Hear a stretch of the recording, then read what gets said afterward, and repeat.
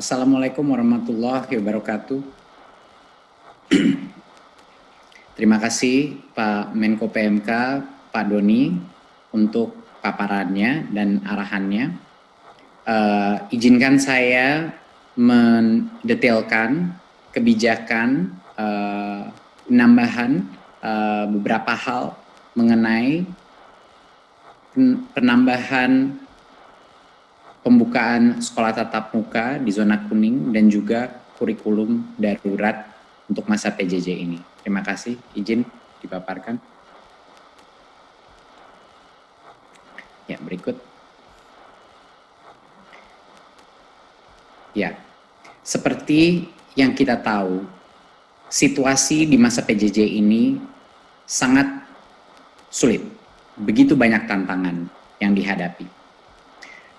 Kita banyak sekali guru yang kesulitan mengelola PJJ dan banyak yang juga terbeban dengan harus melakukan penuntasan kurikulum.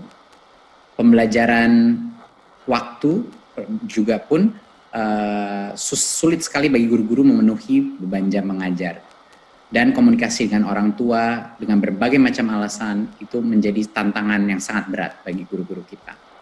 Orang tua pun tidak mudah mengikuti dan mendampingi anak belajar, banyak yang punya pekerjaan lainnya, banyak juga yang masih harus beradaptasi terhadap anak-anaknya melakukan pembelajaran di rumah. Dan untuk memotivasi anak itu juga banyak yang mengalami kesulitan dan juga memahami pembelajaran dan kurikulum yang bisa dibilang bagi orang tua yang mungkin belum pernah melihat lumayan rumit. Dan bagi siswa, banyak sekali siswa mengalami kesulitan konsentrasi dan merasa berat sekali beban karena banyak sekali penugasan dari guru guna untuk menuntaskan seluruh kurikulumnya dan juga peningkatan rasa stres dan jenuh. Ya.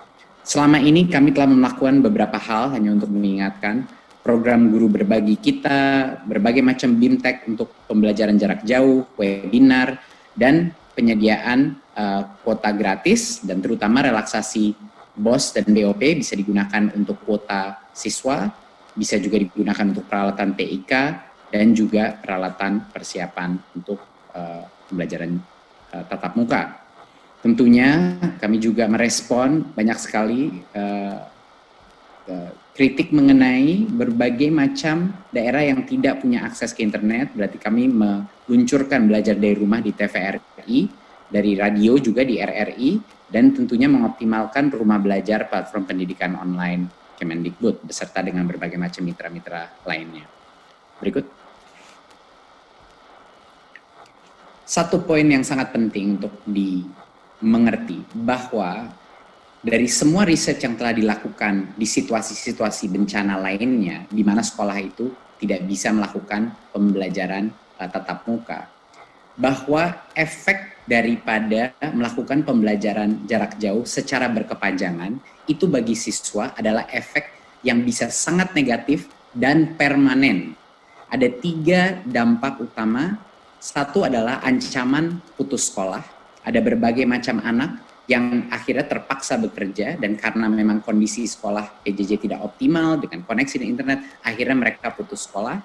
Dan juga kemungkinan beberapa persepsi orang tua juga berubah mengenai peran sekolah dalam proses pembelajaran yang tidak optimal, sehingga ancaman putus sekolah ini sesuatu yang real dan bisa berdampak seumur hidup bagi anak-anak kita.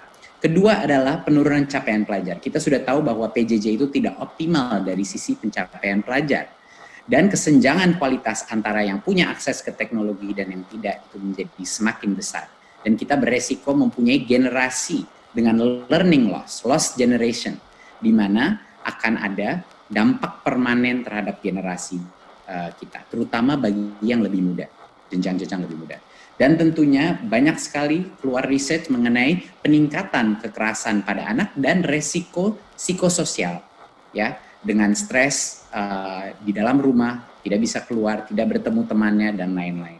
Jadi dampak psikologis, dampak masa depan anak-anak kita untuk melakukan PJJ secara berkepanjangan ini real. Berikut.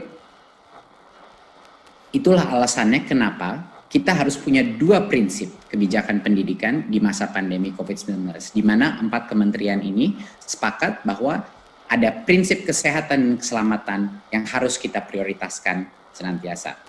Tapi juga ada prinsip kedua, yaitu apa yang terbaik untuk anak-anak kita dan masa depan generasi penerus bangsa kita juga harus menjadi pertimbangan.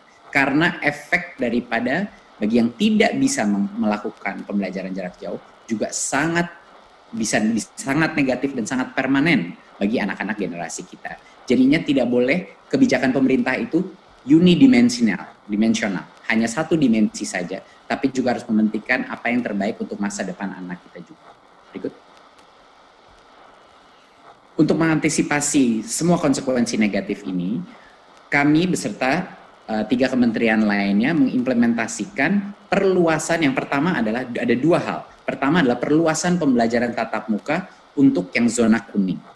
Dan yang kedua adalah meluncurkan kurikulum darurat untuk memberikan fleksibilitas bagi semua peserta didik dan guru, penyederhanaan dan bantuan spesifik untuk bisa mengerjakan dan mengoptimalkan PJJ.